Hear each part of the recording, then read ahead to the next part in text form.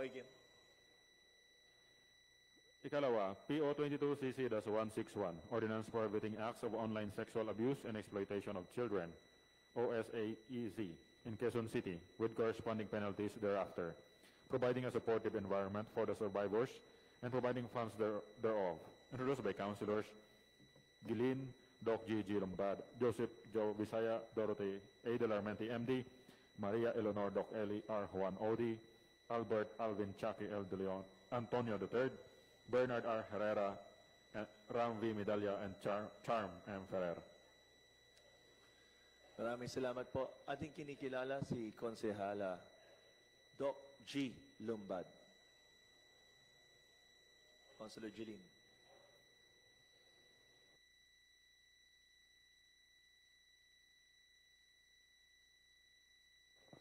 Akin pong minumungkahi na ating aprubahan ang ordinansang may bilang na PO 22CC-161. Maraming salamat, Councilor Doc G. Lumbad. Dumako tayo sa oras ng talakayan.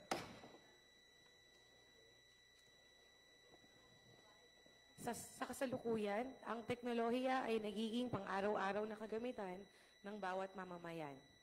Ngunit ang paggamit ng teknolohiya na ito ay may kalakip na madilim na ulap na maaari din magamit ang teknolohiya sa paraan na di natin inaasahan. Nagiging instrumento din ito ng abuso, eksploitasyon at kamalian lalong-lalo na sa ating minamahal at inaalagaan na kabataan. Ang ordinansang ito na mas kilala na anti-OSAIC law ay magiging tulay para sa proteksyon ng mga bata sa eksploitasyon at pang-aabuso na sigurado naman na pinagtitibay ng butihing lungsod ng Quezon. Ang ordinansa na ito ay iniiwasan silang mamaltrato, maabuso at higit sa lahat maging biktima ng sexual na eksploitasyon. Sa batas na ito, pinagbawal ang kahit anong online na pang-aabuso, pag-groom para sa sexual na dahilan, pagla-live streaming ng mga bata sa sexual na pamaraan, sextortion at iba pa na maaaring kaparehas ng mga sumusunod. Ang mga may-ari ng establishmento tulad ng malls, computer shops, at mga kaparehas na ganitong lugar ay binibigyan ng responsibilidad na maging mapanuri sa kanilang lugar kung may nangyayari at nagaganap na eksploitasyon sa paligid. Gayun din, ang mga internet kiosk ay minamandato din na kumuha ng seminar para mabigyan ng impormasyon ukol sa mga ganitong eksploitasyon. Sa ordinansa na ito, naitatag din ang isang interagency council na magsasagawa ng mga programa para maiwasan ang eksploitasyon at makagawa ng paraan at programa para sa kabataan. Siya din ang tagapangasiwa ng mga programa na laban sa sexual na abuse, makipag-ugnayan sa lokal na pamahalaan para masagot ang ganitong problema at magbigay ng suhestyon at impormasyon para sa mga tao upang magkaroon ng pampublikong kaalaman ang gantong laban ukol sa pang-abuso na ito. At higit sa lahat, sa tulong ng ating kapulisan, ang batas na ito ay imisasakatuparan at maisasagawa para mapamanatili natin ang lungsod ng Quezon na isang child-friendly city. Ninanais ko po na mapanukala na ang batas na ito sapagkat ito ay kailangan ng kabataan para sila ay maiiwas sa kahit anong kasamaan at sa murang edad, mabigyan sila ng proteksyon mula sa pang-aabuso sa paggamit ng internet at ang layunin nito ay mabigyan ng importansya ang kabataan lalo na sa mga nagiging biktima ng gantong gawain at eksploitasyon.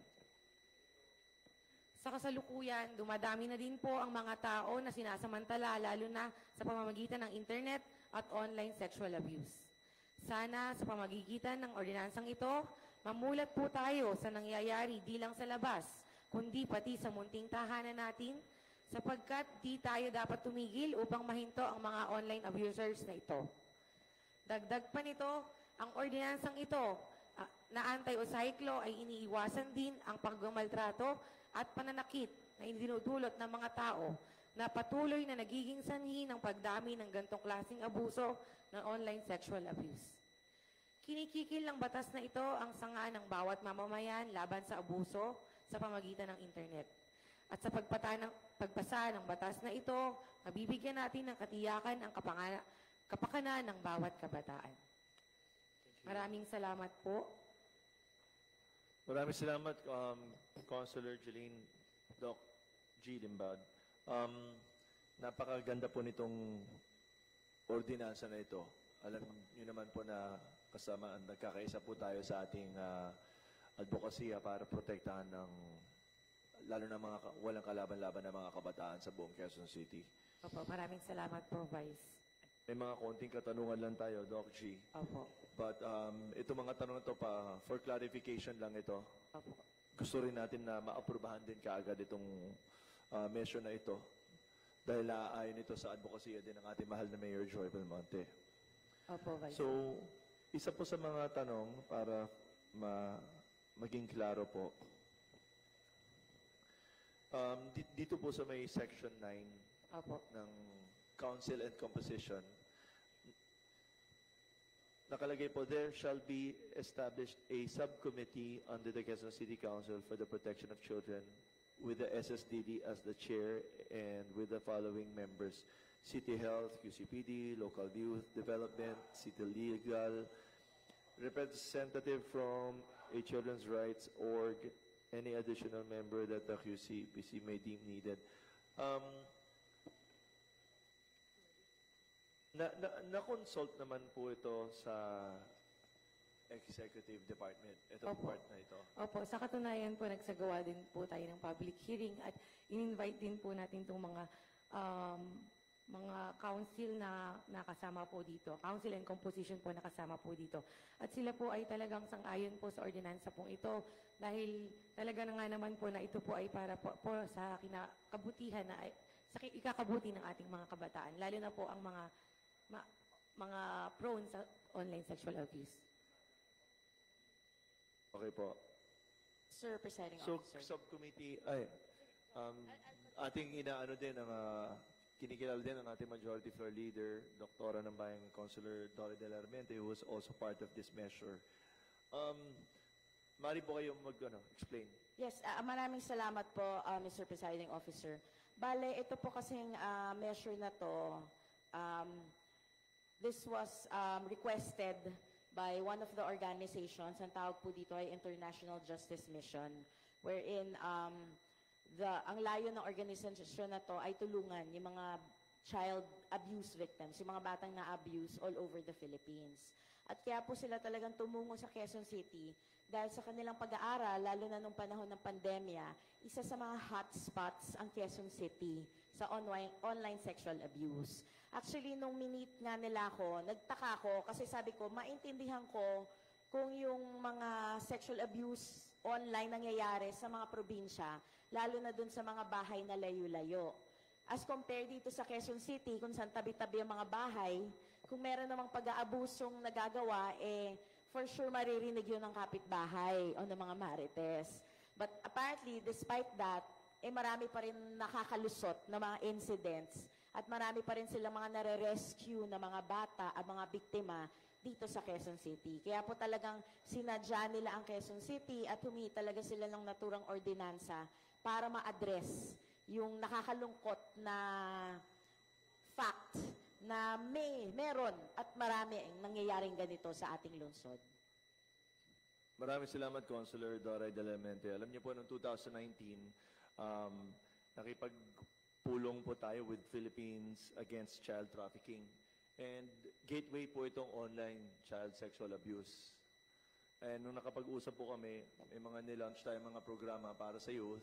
And tuloy-tuloy, meron din tayong currently na ilo-launch kasama ang Rescue Kabataan. That's why instrumental din po itong ordinance na ito na ipapasa natin. Pero yung concern lang natin doon sa council, pag-create ng council, okay lang po ba? What do you think if instead of creating another council, magkaroon na lang po tayo ng parang subcommittee na lang sana? Oo, if okay sa inyo or if you think Yes, opo. I agree to the Honorable Vice Mayor because maganda naman yung programa ng ating GAD. So, I agree that pwede nating gawin siyang office or gawin siyang council under the leadership of our GAD. Because yung actually, Mr. Presiding Officer, yung template kasi nitong ordinansang to para to sa buong Pilipinas. So we could adjust this ordinance in such a way na babagay sa kung ano na yung meron sa atin sa Quezon City. Okay. Di ba meron tayong pinasa na anti-child trafficking na measure before? Yung ECPAT, yung tinutukoy natin na organization na nakatulong sa paggawa ng ordinansa na yon. I think si Ali rin yata yung proponent. Di ba? So, this will complement each other. Ito lang, Consul Doray, yung sa under ng QC Council for Protection of Children, QCCPC dapat yata yung under as subcommittee. Hindi GAD. Okay, so QCCP. PC. Sige. QCCPC. Maybe after Quezon this, City Children's Protection. Oh. yes, Councilor Jeline Lumbad will submit an amended copy to include the council under the QCCP. Tama. QCCPC. QCCPC, We'll yes. just submit an amended version. Yes, Yeah. thank you very much. Maraming salamat, Consul Doray.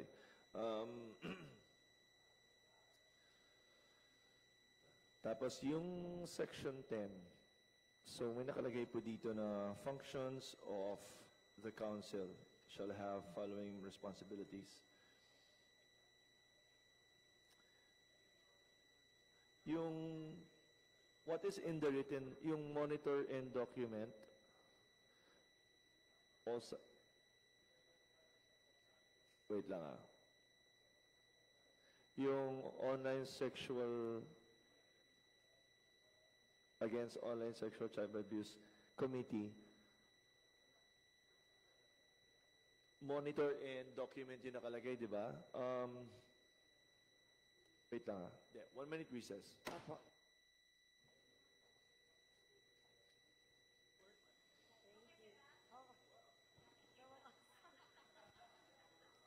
Session resume? Nagpapatuloy ang pulong. Balita ko, may celebration.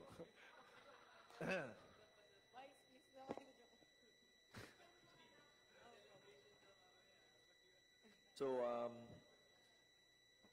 maraming salamat, Councilor Doc G. So, yung clarification, yung sa shelter na nakalagay na local childhood, Section 16, establishment of a health and child-friendly space, Under Bahay Kalinga na lang po. magiging under Bahay Kalinga na lang siya instead of local child protection and response center. Total, it functions at the same way. Opo. Opo, And- may Vice. And then, dito naman po sa, yung pinakalas po yung sa Section 21, Opo. yung imprisonment po, how long yung ilalagay natin imprisonment? Third offense, the offender violating the ordinance, letter C, shall be penalized with a fine of 5,000 pesos and undergo a mandatory or psych seminar and imprisonment. Siguro sa IR.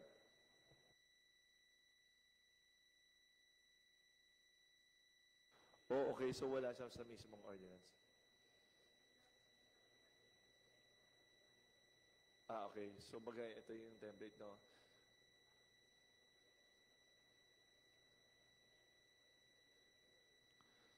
Okay, 1 minute recess.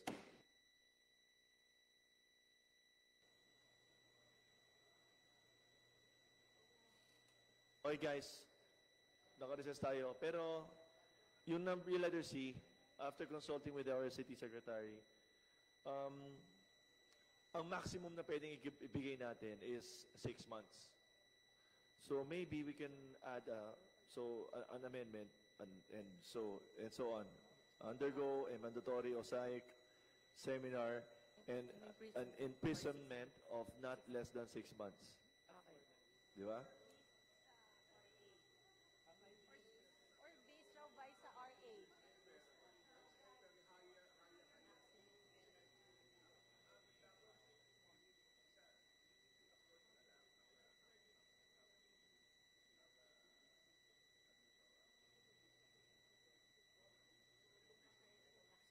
Opo, yung maximum of 6 months po.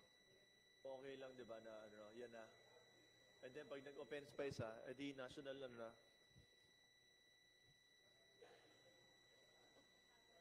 Congrats. Session resumed. So after further discussion and pagkasundoan and after consulting Doc G, ikaw na lang magbanggit mamaya sa amendments. Opo, banggitin ko na lang po lahat po sa amendments, Vice. Opo. Wala nang Maraming ibang salamat katanungan, po. Doc G. Kung wala na pong ibang pag-uusapan at katanungan, aking pong pinipinid ang panahon ng talakayan. Pinipinid ang parang ng talakayan. Sa panahon ng pagsususog, aking pong minumungkahi na isama bilang patagapagsulong ang aking mga kasamang konsyal na naririto. At base po sa napag-usapan po kanina,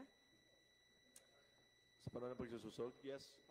base po Councilor. sa napag-usapan sa talakayan kanina under Section 10 Functions of the Council, ito po ay i-under po sa QCCPC. Yan, tanggap pa mong kaya.